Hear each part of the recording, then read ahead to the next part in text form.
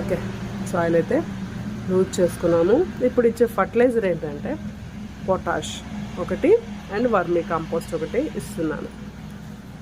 Okay, potash ఇవ్వడం వల్ల మన మొక్క ఎక్కువగా ఫ్లవర్స్ రావడానికి హెల్ప్ అవుతుంది అనమాట.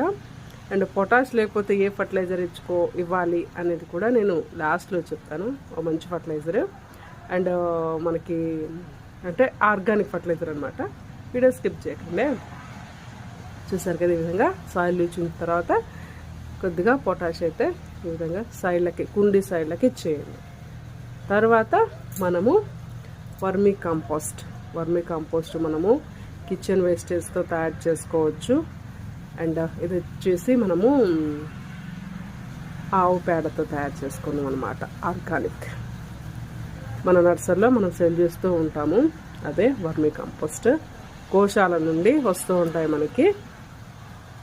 ఓకే ఫ్రెండ్స్, చూసారు కదా, వర్మీ కంపోస్ట్ అండ్ పొటాషియం అయితే ఇచ్చేసాము. ఇప్పుడు ఈ మొక్కకి మనము వాటరింగ్ చేసేద్దాము.